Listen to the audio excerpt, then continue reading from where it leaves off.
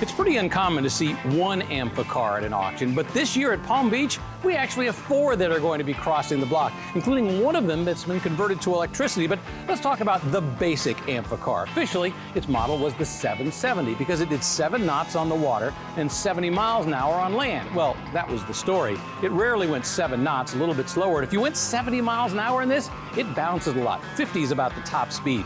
How does it work? Pretty simple, really. The engine and the transmission are back here. If you want to drive it on land, well, you simply use the stick shift inside. If you want to go in the water, well, that little shift beside it engages the propellers. It's pretty simple, really, but there's one critical thing you have to do. It actually has 2 door handles, one to simply close the door, but once you're in and you're going to go on water, make sure you use this and seal it up. Otherwise, well, water can come inside, or you might accidentally open the door. Now, not surprisingly, they didn't make a lot of these. Between 61 and 68, they sold 4,000 of them. And guess what? 90% of them came right here to the United States.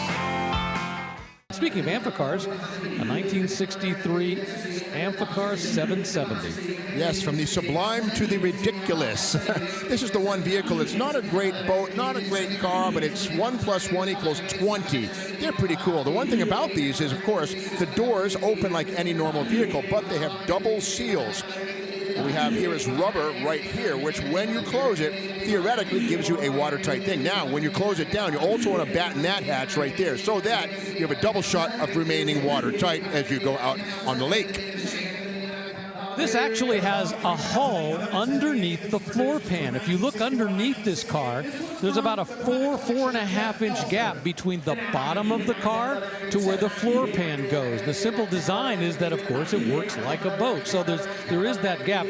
The car does tend to get a little bit of rust in the rear quarter panels because there's kind of a secondary panel within there, but it does have a bilge pump as well. So if you just run the bilge pump and every now and then keep track and make sure that you've drained out those quarter panels properly, the car will last for a while. But yeah, it's an interesting vehicle, that's for sure. You see the exposed propellers down there, but also, look, you have the flag mounted. It's ready to go yachting. $90,000 for a 1963 Amphicar convertible. Yes, if you thought the Amphicar wasn't very good on land or on water, well, here's somebody trying to fix that, making it electric powered. It's actually Tesla battery powered, and looks like it has some pretty snappy acceleration there. Also totally customized on the inside as well. You can see sort of the beach theme in there with the bamboo and the palm trees. I like to play on words. Instead of Amphicar, it's Amphicar. Ah, there you go. Under the front here, we pop that open, and there is the picnic basket, etc. The batteries are down low underneath, or are they? There's something, man, it's paperwork. But yeah, nicely constructed inside. But again, it's the bones of a water-going Amphicar with more modern electrical drivetrain. Well, I see a lot of it back here as far as what's plugging in the power inverter and such, but you have to think about those batteries are heavier. Where would you place them? Because you put it all in the back, then obviously it would be listing to the rear. You don't want a Titanic situation, so I'm sure that's all been well thought out and tested out. Some people have said, well, wait a minute, isn't there a problem having an electric motor in the water? But you think about it, submarines have been electric forever, whether they were nuclear or recharged by diesel. They've always been running on electric power. So the idea of having an amp car actually kind of makes sense. I think what we have here is an electric motor that feeds power through the stock drive shafts to the wheels. In other words, the motors are above the waterline, but there's those propellers at the back doing their thing, or if you're a nautical type, those are screws, not propellers. And this one's driving itself off the block, as you can see. You don't need to push an electric car because you don't have to worry about the fumes inside for everybody else, so it just pushed itself. Also, I think the way the gears are, you can't push it until you apply the gas. There's no real neutral unless you took it out of, I suppose, whatever the electric motor setup is. Well, less than 4,000 Amphicars were built. I think some folks say there's about 1,000 of them left. And this one's definitely getting an interesting new life with this electric motor underneath. Last year here at Palm Beach, we saw one Amphicar break the bank at $147,000. I have to say, this is one Amphicar that goes against the current. You've been saving that up all week, haven't you? Oh, we're still going. 120, 125, 127, 130. Is it going to break the bank? Do better than last year's spectacular Amphicar sale? What do you got there, Tyler?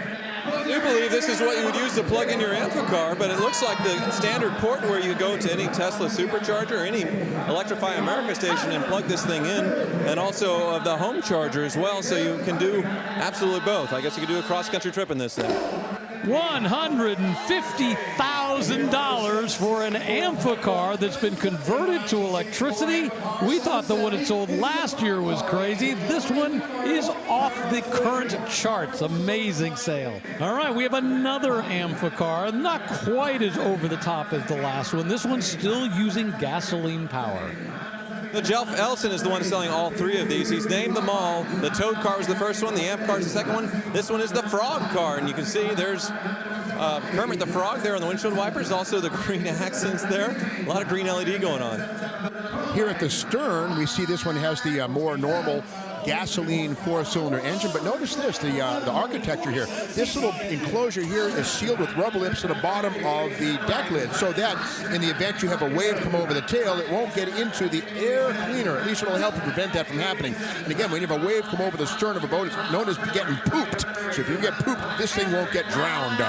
Well, the great thing is there's a company called Gordon Imports out of California, out of Santa Fe Springs, that still supplies all kinds of parts for these. So there's a pretty thriving club for the people who enjoy these, and there's parts available to restore them and keep them on the water or on the road.